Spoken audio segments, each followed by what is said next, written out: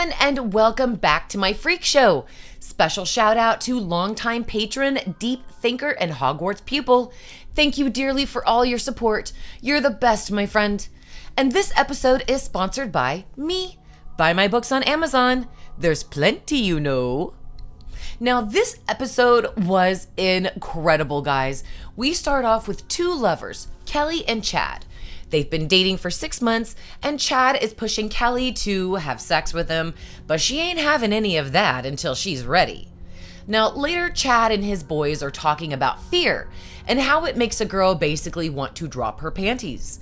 And one of the boys tells Chad that there is a private screening of the infamous cursed film Rabbit Rabbit, playing at the restored Starlight Drive-In movie theater, and they actually got him a ticket, so that way he can get lucky with Kelly. Now, supposedly, the backstory is Rabbit Rabbit played once in a theater in 1986, making some of the patrons go crazy. 6 people were killed that night, and the director was questioned by Congress regarding the film. Tipper Gore herself demanded that all of the copies of the movies be destroyed, and the movie was permanently banned, despite the director, Larry Bitterman's protests. Yet one copy survived, and that was Bitterman's personal copy. Now, the boys actually don't believe that this film is cursed. They just love the thrill of the possibility, so they all go to the drive-in. Now, we get the opening credits, guys, and I simply love the old dilapidated drive-in movie theater featured in the opening. Combined with the opening music, I mean, it's exactly what I need to make it through life, honey. Now, we come back to Kelly and her friend, Dee, and they're talking about last night and how she refused to become intimate with Chad. Miss Betty! I just want to say real quick, guys, Dee is played by Miss Betty. I'm a huge fan, and I love Ben J. Pierce so much. Now, Dee sees his crush and decides to make his move soon on this guy. And Chad obviously comes up and apologizes to Kelly for last night, inviting her to the drive-in as a way of apologizing. Now, the day that the movie opens, we see our girl Ruth is outside of the drive-in trying to discourage all of the patrons from seeing the movie.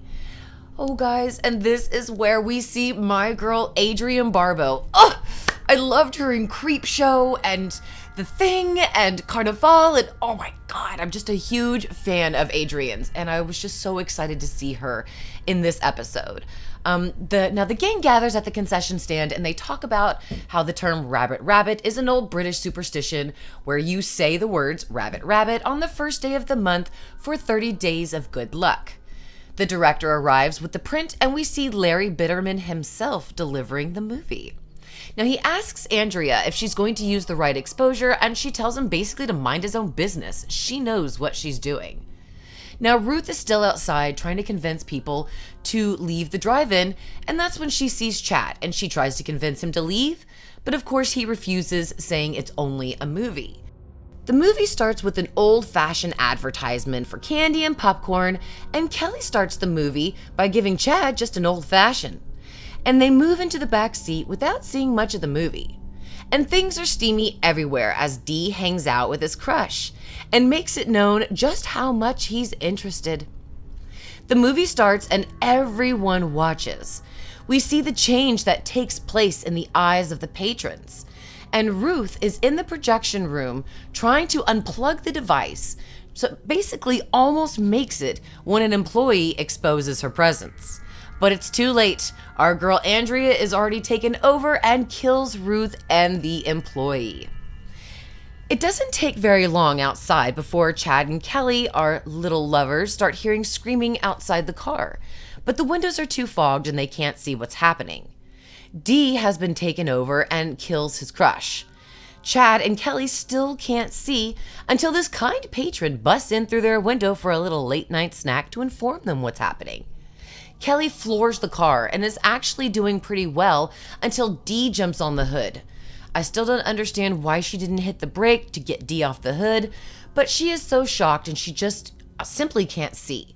And she ends up driving smack dab into a building, and they actually run safely into the projection room with a horde of people behind them. Now, little did they know that the room was not as safe as they assumed. While Chad is mesmerized by the killing horde basically outside, Kelly is attacked by Andrea, and Chad comes to kill her with a movie reel. That was cool. Death by movie reel. Now he unplugs the movie and he takes stock of basically what he's done, and I guess it forces him to pass out. When the carnage settles, hours have passed, and Chad has taken a little nappy nap while the patrons have snacky snacked. Chad says that they should probably phone the police to inform them what happened. But I don't know, guys. Something tells me that the police already know exactly what's happening. Now they realize there is another copy of the movie, and it's screening tonight at another drive-in movie. Now, armed with a shotgun and scissors, Chad and our girl Kelly decide to find the director and kill the final print of the film. They trace Larry through the service that delivered the movie and find his home address. When they confront Larry, he is practically giddy when they tell him that they were the survivors at the Starlight last night. He tells them about subliminal messaging and the urban legend about how William Friedkin used it in The Exorcist, making people go crazy, which gave him the idea to turn his audience into the horror movie. He made his own film using special lights, and with a little bit of success, he truly made a horror film. Now, after 6 people died at the first screening, and Tipper and Congress decided to destroy his movies and ban them, and of course he went to jail for assaulting Tipper, he perfected his idea while in jail. When he got out, he tweaked the movie and set it up for release at the Starlight. Kelly has had enough, and she just straight up shoots Larry in the kneecap with a shotgun. I mean, damn, there ain't no coming back from that, folks. And under the threat of death, Larry literally gives up the OG print of the film. And when he realizes that they're going to destroy the film instead of steal it, Larry goes crazy, begging them not to destroy his life's work. And Chad places the film on the stove and gives it the old Shoshana Dreyfus treatment by lighting it ablaze. And if you've seen Inglourious Bastards, you'll know that movie reels will burn faster than normal paper. And Larry is totally screwed. They basically leave Larry to die in the trailer, and I love it. But when he says something that, I find the most interesting line of the show is, he says, and I have a Rolls. Do you want to know why? I don't think you'll like the answer. Implying Larry was backed by powerful and rich people who paid for that Rolls Royce. Our 2 survivors walk away as the fire consumes the trailer. Later that night, when Chad and Kelly are making out and getting a little freaky deaky, a new arrival pops up on Netflix, Rabbit Rabbit. It only takes a few seconds before explosions are seen through their window, leaving their fate unknown. Now that I recap the episode, let's talk about the actors and the characters. Renzi Feliz and Madison Bailey as Chad and Kelly were great. I honestly thought they had some good chemistry as a couple. They weren't too stiff, like they were reading straight out of a script. And I liked that Kelly, of course, was a strong female character who wielded the shotgun and Chad took the scissors, reversing that horror trope that men need to protect women. Their characters were badass at the end, but I wouldn't have killed Larry so fast. I would have questioned him a little bit more, maybe gotten to a little bit more deeper regarding that Rolls Royce, who paid for it, things such as that before I actually left him to die. So seems like he was only a small part of what they were fighting against, and I kind of wish that would have been touched on just a little bit more. But I do like how they gave us just a taste of it, and now it's going to propel me to make an entire theory video about it. So very good job to them. Now, I simply adored Ben J. Pierce as Dee, also known as Miss Betty. Oh, girl, you can act on Ryan's shows anytime. I enjoyed seeing Miss Benny so much, and I absolutely adored Dee's character. And I'm very happy that they chose an openly gay person comfortable with their sexuality for the character. Dee is absolutely smitten with his boy crush, and he owns it. And his boy crush appears to feel the same. As my husband said to me as we watched the show, you won't see that love story on Family Ties. And that's what I want, because family ties is no longer the traditional American family. That family has evolved into parents of the same sex raising children that could be gay or transgendered, and it seems like television was ignoring that changing American family. So I'm very happy to see it here. And let's face it, Naomi Grossman was just wonderful as Ruth. It's always great to have Naomi back to the show. And I love it, guys, I love it that she is so visually stunning in real life. And the makeup department has to work so hard to get her to look like something less, you know? So just the character certainly did her best to stop the movie, bless her soul. And I did a little chuckle at the end when she was stabbed in her good eye. Seemed so Kill Bill, and I loved the irony. Did also seem like there was a lot of Quentin Tarantino references in this movie. So one thing I didn't like was that her character was gone too soon. I could have used just a bit more Ruth. Maybe she could have survived and maybe gone with Chad and Kelly to the projection room, only maybe to die later. You know, maybe given a little bit of the exposition there. The point is I could have used a little bit more of Naomi Grossman. However, I am glad that she was in this episode and we got what we got of her. Please forgive me if I butcher any of these names. Leonardo Cici is absolutely adorable. I loved him as Dee's unknown love interest, and he really gave great exposition when we needed it for the storyline. Guys, I'm just going to straight up say it. John Carroll Lynch could sing Shakespeare to an orange while wearing a Speedo, and I would still watch it intently. He was simply marvelous as Larry Bitterman, especially at the end when he explained to Chad and Kelly how his movie worked and why. Just A+ perfection, John Carroll Lynch. Just, snaps to you, Glenn Coco. Lastly, the goddess, the one, the only, Adrienne Barbeau. And I just can't fucking believe it when I saw her name, guys, in the opening credits. I am a huge Adrienne Barbeau fan. Creepshow, Swamp Thing, Maude, The Fog, Escape from New York, Back to School. I mean, I'm literally going to shut up because I'm going to name all of her movies that I've seen her in that I just love. So it was just such a treat for me to have Adrienne on the show as the bitchy employee who spent her entire life threading movie reels. And make no mistake, this woman knew how to do her job. I felt that the characters were overall decently fleshed out, and though we didn't have much reason to care about them, it worked because I thought it was awesome when they turned or they died. Except for Dee. Oh, Miss Benny. Live, bitch, live! I'm traumatized, y'all. Let's talk about the storyline. I didn't like little things like Larry getting 15 years for assaulting Tipper.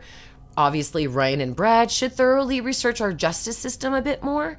Larry would have gotten probation, a simple slap on the wrist if this was reality. I don't give a shit if he assaulted Tipper Gore. She is a woman. He is a male, white filmmaker. We all know that nothing would have happened to him. And if something did, not 15 years. I mean, come on. I just wish they would have been a little bit more realistic in certain places, like how Chad didn't know that Kelly's dad was a Marine and they had been dating for 6 months. I mean, that just didn't really seem realistic. And if it was, maybe Kelly should move on because this guy doesn't listen to shit she says. And there's so much information too at the end of the show, too much to absorb at the end of such violence. I am glad that they gave us a few minutes of Chad and Kelly in the projection room to kind of calm things down and give our minds a moment to settle before we absorbed the information from Larry Bitterman. However, it did seem like a little too much information, and I definitely did have to go back and watch it a second time to make sure that I understood the entire storyline that he was trying to tell us. However, I highly enjoyed this episode. It gave us everything we demand as fans. Gore, a good story, and a twist ending. I can't tell you how much I found so much joy in this episode, but I'm gonna try. I love the concept of the cursed movie and how it ended up at the Starlight. Ruth truly stood out because her character made us as the viewer doubt themselves whenever it came to the urban legend. Is it true or not?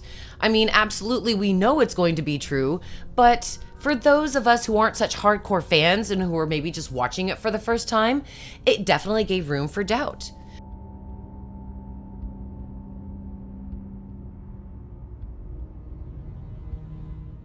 The gore started almost halfway through the episode, but I was totally okay with that. I felt like delaying the gore increased my suspense, and man, did it pay off when people started going crazy. I also liked how our heroic duo figured everything out and how there was one more copy and went to destroy it to prevent future screenings. And I truly enjoyed that the trigger wasn't a virus. It wasn't transmitted through blood or a bite. It was easy to kill people in this episode where you have to give zombies a headshot. Bitterman basically triggered a reaction in the viewer's brain with a 330 Hz video to make them snap, causing the viewer to experience seizures, even those who are not epileptic. And he did it all for the art, baby. Now, I may be wrong on that, but that's basically what I interpreted Bitterman's lovely diatribe to be. It seemed new, fresh, something that AHS hadn't done before, and there wasn't ghosts or a murder house in it, so I really liked it. Now, for those of you who are hardcore fans of the show and love to correct me when I'm wrong, I know you won't fail me when it comes to correcting me in the comments. So please bring it on. That's why I don't turn off the comments. I want to hear your opinion. I want to hear your interpretations. Please drop those in the comments below. I look forward to reading them and replying to them. Now, I give this episode a solid 10 for the fresh storyline, decent build-up, and genuine actors. But the gore and twists really shined in this episode, making me give it an unfounded, an unprecedented, perfect 10. Yes, that's it, guys. I mean, perhaps I'm alone, but I thoroughly enjoyed this episode, especially when my husband came to watch it with me. He wasn't as impressed as I was, but he did like the show and promised to watch it with me every Wednesday night when the kids went to bed. Hells yeah, hunty. That's what mama likies. Now, please don't forget, don't pirate the episode, guys. Just go to hulu.com. You can get a 30-day free trial and watch AHS stories. To keep the service, it's $6.48 a month. Or let's talk about how you can get it all for free. If you wait next Thursday and get the free trial, you can watch past episodes of AH Stories and then watch the new episodes as they premiere, and then cancel it before paying a dime. Your view won't count if you pirate the episode, and your view does matter when it comes to renewing the show. Or if you have a cell phone plan, they certainly will allow you to get the Hulu app for free and you can watch the show for free. Guys, even Disney right now is running an unprecedented 6-month free trial, and you can get American Horror Story that way too. So I'm telling you guys how to get this show for free. Run out there right now, and if you cannot afford it, go out there and get that show for free now. I've given you at least 4 different ways to get it for free. Run out there and snatch it up. Episode 4 review will be up early, so please be ready next week. Now like and subscribe if you want. Until then, thank you so much for watching, and beware of our girl, Sexy Scathach. Beware of Sexy Scathach.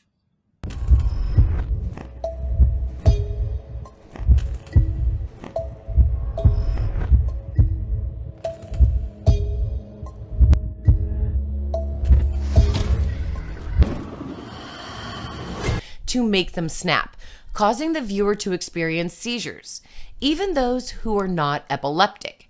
And he did it all for the noogie. Oh shit, I meant he did it for the art. Oh my god, I am